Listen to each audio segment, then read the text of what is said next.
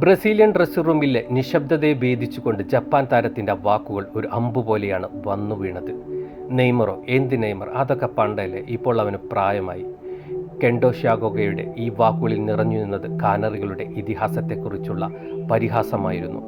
കാൽപന്തിലെ മാന്ത്രികനെ കാലം കീഴടക്കിയെന്ന അഹങ്കാരത്തിൻ്റെ സ്വരം ആ ഡ്രസ്സിംഗ് റൂമിലാകെ ഒരു തീപ്പൊരിയായി മാറി. സ്വന്തം നായകനെതിരെയുള്ള ഈ അധിക്ഷേപം ബ്രസീലിയൻ താരങ്ങളിൽ വലിയൊരു പോരാട്ട വീര്യത്തിനാണ് തിരികൊളുത്തിയിരിക്കുന്നത്.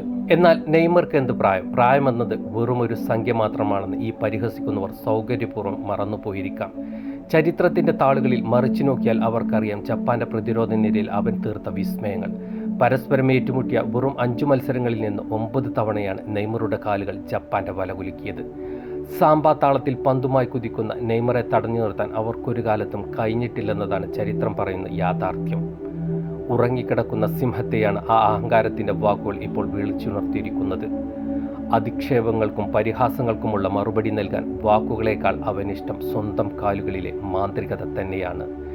പച്ചപ്പൽ മൈതാനത്ത് കാനറുകളുടെ 10ാം നമ്പറുകാരൻ വീണ്ടും ഇറങ്ങുമ്പോൾ പ്രായം തളർത്താത്ത ആ പഴയ നെയ്മറെ തന്നെ ലോകം കാണും. പ്രതിരോധത്തിൻ്റെ ഉരുക്കുകോട്ടകൾ തകർത്ത് അവൻ മുന്നേറുമ്പോൾ ഫുട്ബോളിൻ്റെ ഈ രാജകുമാരന് പ്രായം വെറുമൊരു മിഥ്യ മാത്രമാണെന്ന് വരാനിരിക്കുന്ന കളിക്കളത്തിൽ അവൻ അവർക്ക് കാണിച്ചു കൊടുക്കും.